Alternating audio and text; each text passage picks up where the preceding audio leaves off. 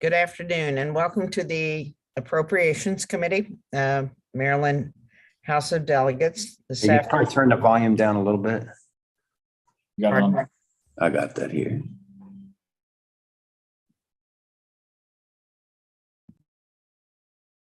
Delegate McIntosh, you need to unmute yourself.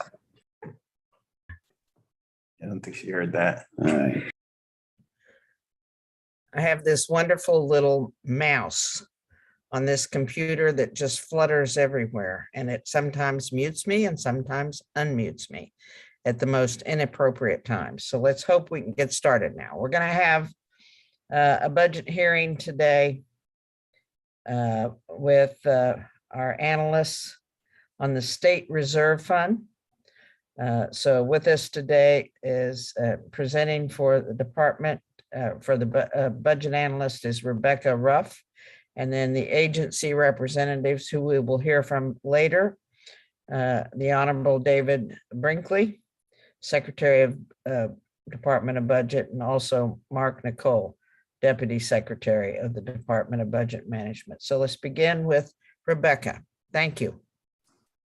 Thank you, Madam Chair. Good afternoon. I will go ahead and share my screen.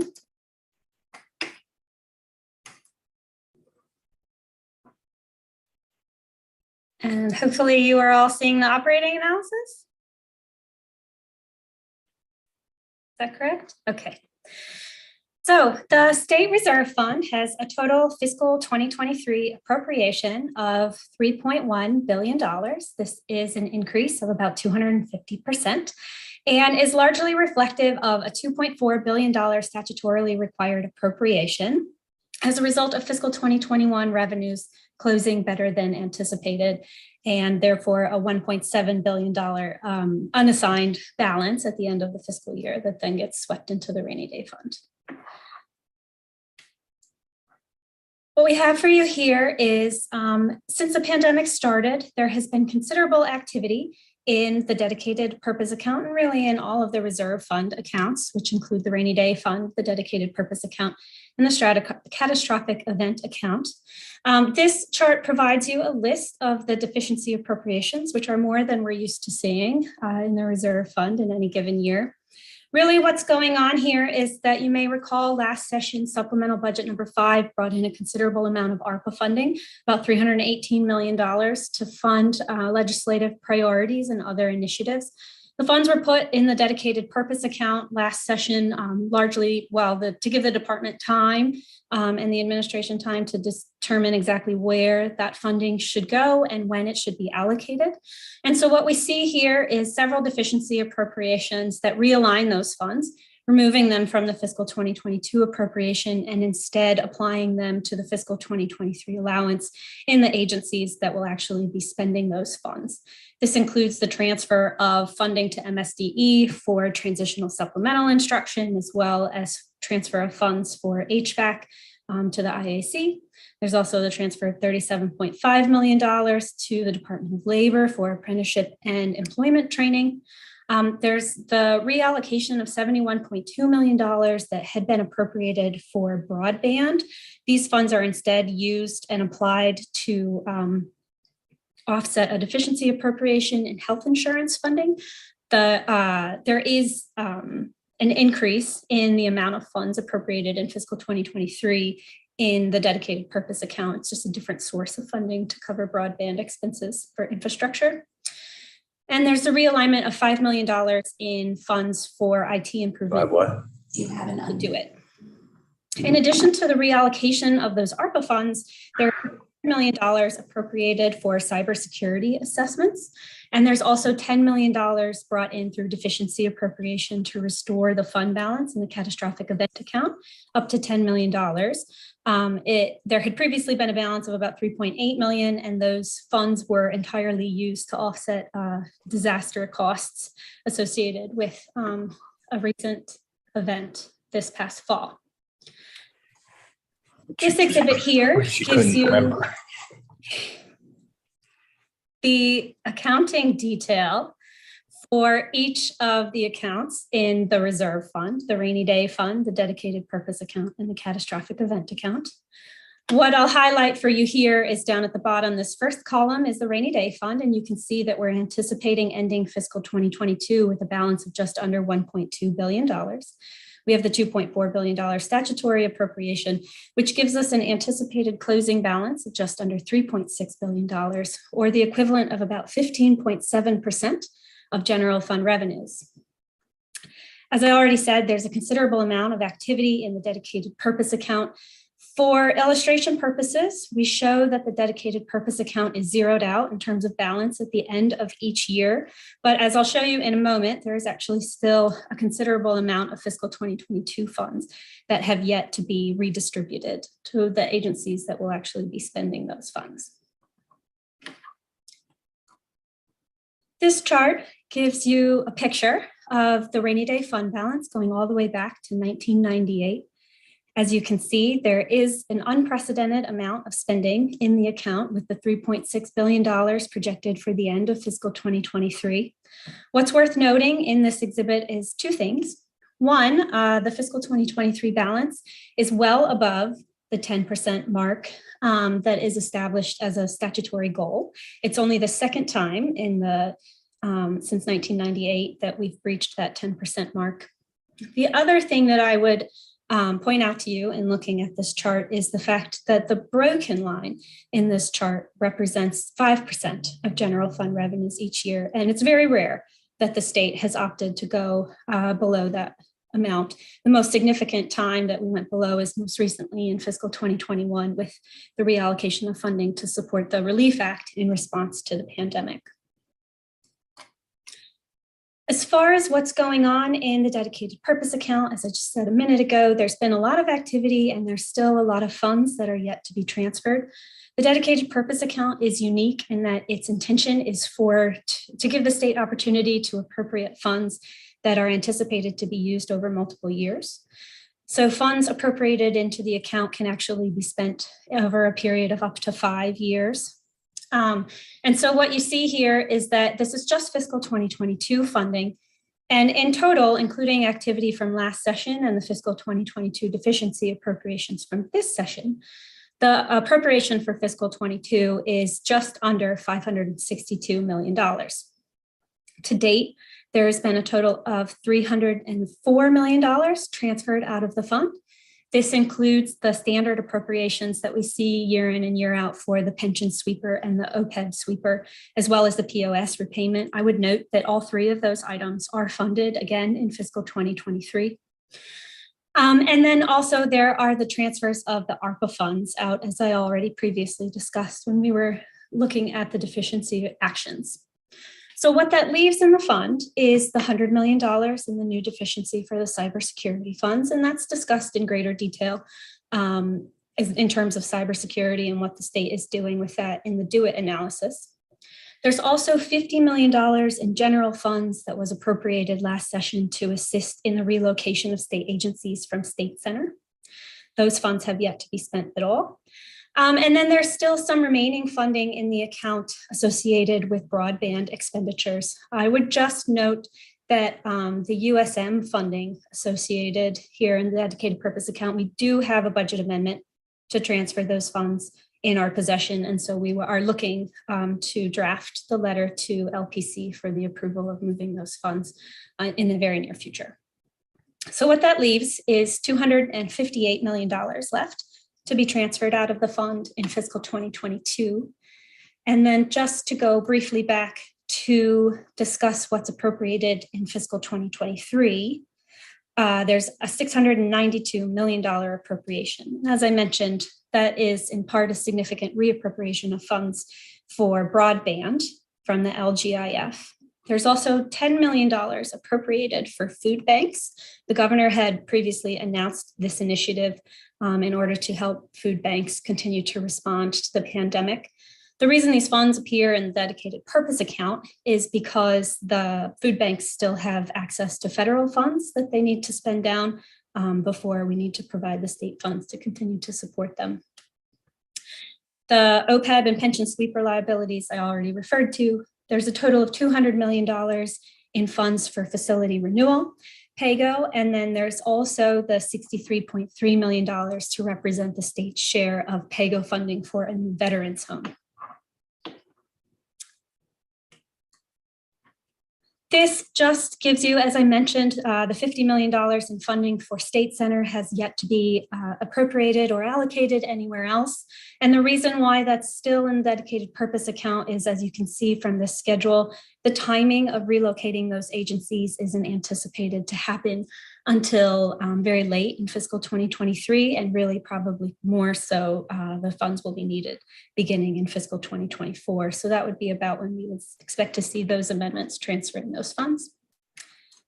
Here you have a little bit of additional detail about how the facility renewal funding is broken out. It's $75 million for state agencies, $25 million for the parks, and then also $100 million for the higher education facilities. There is one issue that I want to bring to your attention today, and it's with regard to setting criteria for how and when the state uses the rainy day fund. As you saw in Exhibit 3, there's an unprecedented and historic amount of funds that are appropriated in the fund with that $3.6 billion fund balance.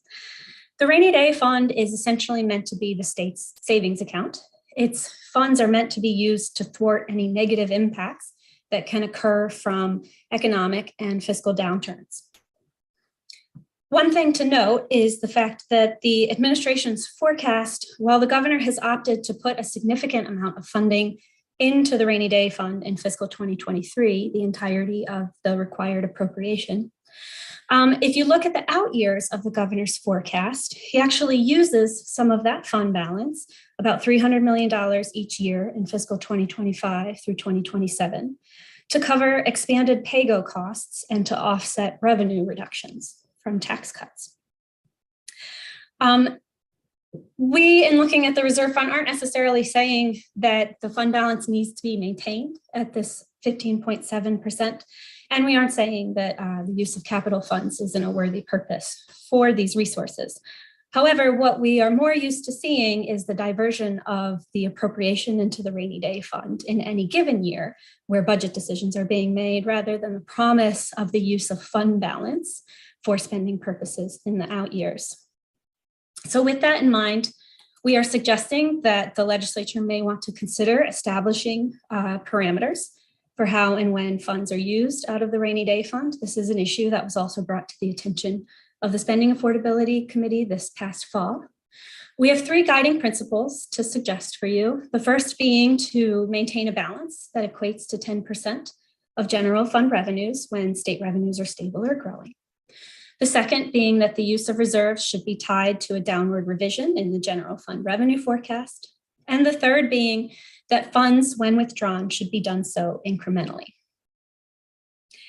If you recall looking at Exhibit 3, as I said, there were very few times that the state has gone below the 5% balance in the rainy day fund. And that's regardless of the magnitude of the recession that we were facing, whether it be a slight downturn or something as significant as the Great Recession. In the past, specifically during the Great Recession, when we have had to look to other sources for funding to offset budget deficits, the state has looked to special funds and other options so that the rainy day fund didn't have to be accessed below that 5%. The issue that we would be facing if we were to enter another significant recession is that the majority of those funds haven't necessarily been replenished, and so they aren't available to the state to access in the future.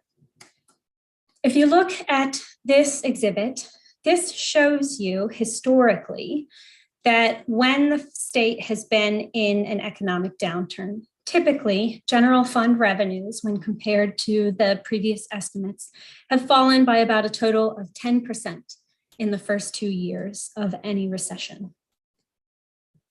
And so that is where the recommendation for the 10% balance in the rainy day fund largely comes from. I would also note that it is in fact a goal that is established in statute back when several years ago when the state passed the revenue volatility legislation. What we have here in this chart is when the revenue volatility legislation was being considered and discussed, DLS and the administration did some modeling as to the impact of a variety of different downturns on revenues. And what you can see here is that even if we were to face a one-year downturn, there is still an ongoing impact in terms of lost revenues.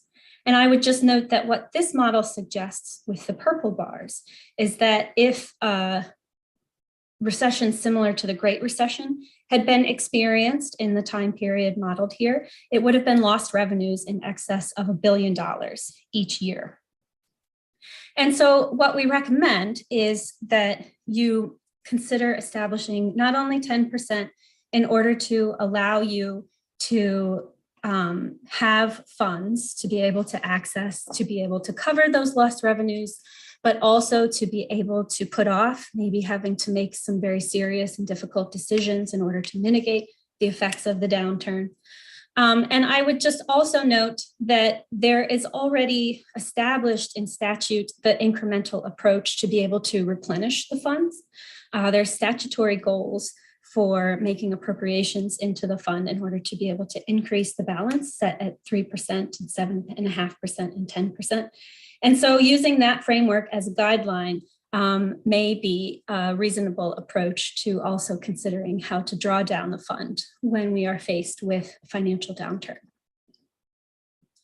With that is the recommended actions, which is to concur with the governor's allowance. The remainder of the document provides you an update on the use of the local income tax reserve account for covering reimbursements from FEMA associated with the COVID-19 pandemic. And then also the appendices provide a description of each of the respective accounts within the reserve fund, both in their purpose and the manner with which funds can currently be withdrawn. With that is the conclusion of my presentation. Thank you.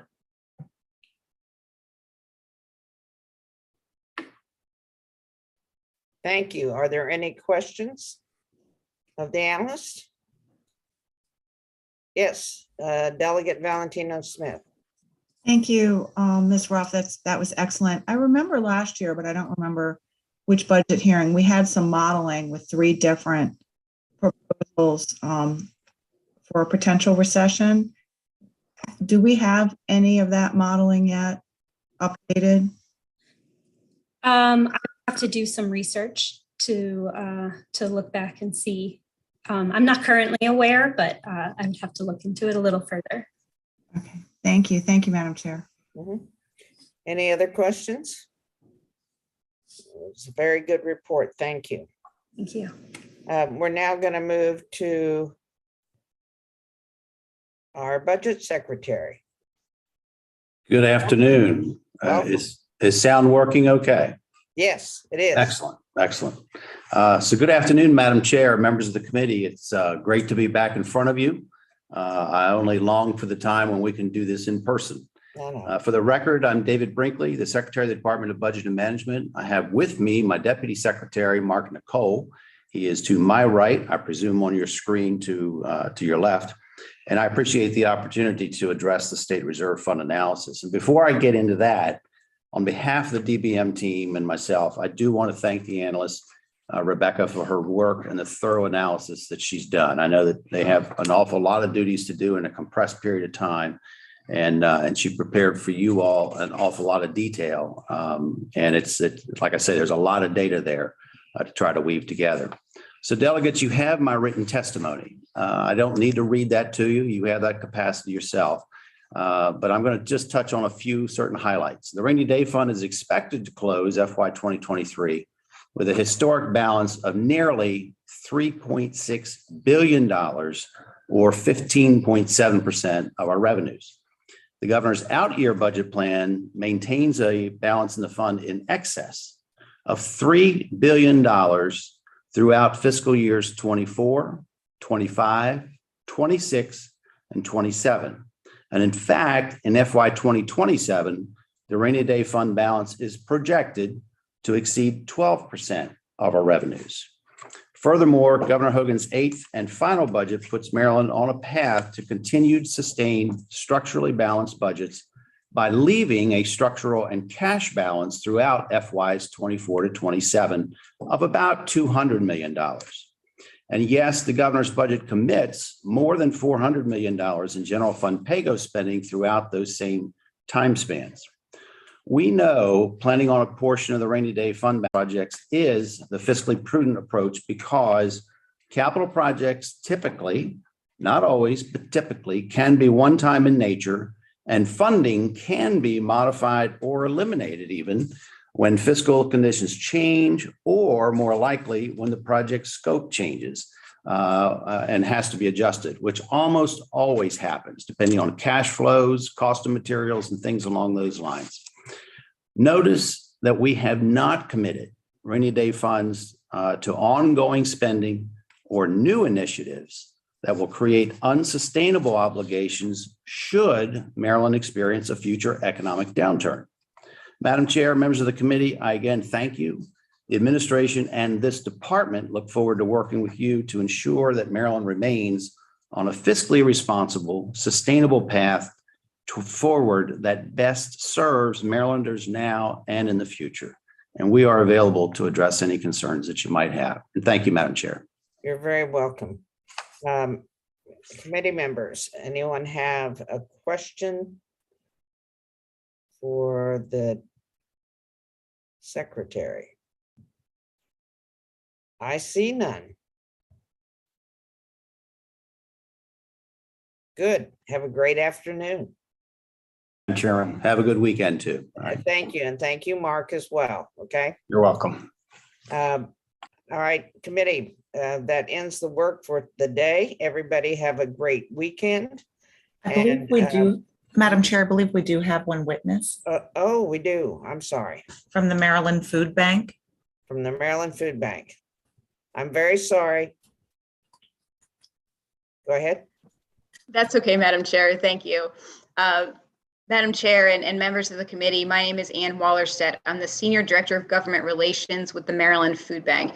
And here, incredibly grateful for the support of the Hogan Administration Secretary Brinkley and the whole General Assembly of all of our food security efforts through the course of the pandemic.